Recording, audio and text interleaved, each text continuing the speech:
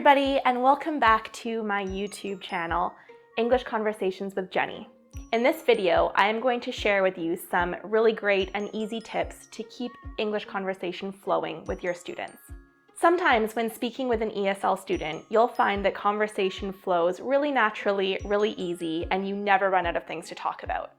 But more often than not, that's not the case, especially with beginner learners. You'll find that the same topics come up over and over again, like the weather or what you did on the weekend, and this is fine, but if you have regulars, you want to keep the conversation growing so that they improve their skills and they become more advanced. So let me share with you some of my favorite tips for keeping English conversation running smoothly. Tip number 1, always ask open-ended questions. This is a really great tip for making sure that your conversation doesn't run dry. Asking a question that has a yes or no answer is obviously going to make the conversation end really quickly. And as a teacher, you're going to find that you run out of things to say all the time. So asking open-end questions, such as this. Instead of saying, "Did you go out this weekend?" and your student will say yes or no, try saying, "Why don't you tell me what you did on the weekend?" This leaves it open for them to tell you more details. And if you find that the student runs out of things to say, just prompt them by saying, "Tell me more. Can you give me some more?" Another example might be, "What are your hobbies?" And the student might say that they like reading or cooking or learning English.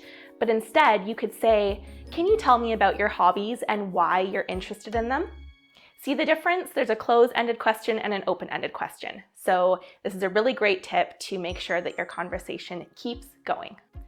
Tip number 2.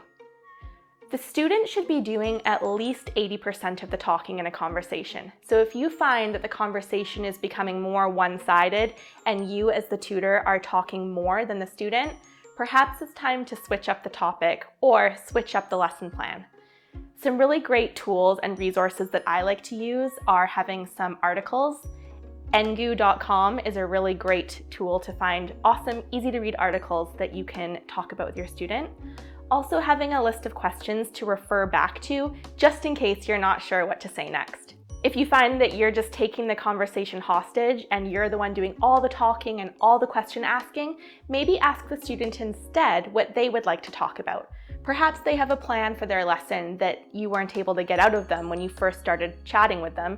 So stop the conversation, take a pause, and say, "What would you like to talk about?" You might be surprised what comes up. Tip number 3, tell me about a time when. This is a really great standby for me because it gives you the opportunity to help correct vocabulary, grammar, sentence structure, and it gives the student an opportunity to speak a little bit more than just one sentence at a time. So asking questions like, "Tell me about a time when you did something you were really proud of," or "Tell me about a time when you had an amazing family vacation." These are some good questions to get the student speaking more than just a few words or a few sentences at a time.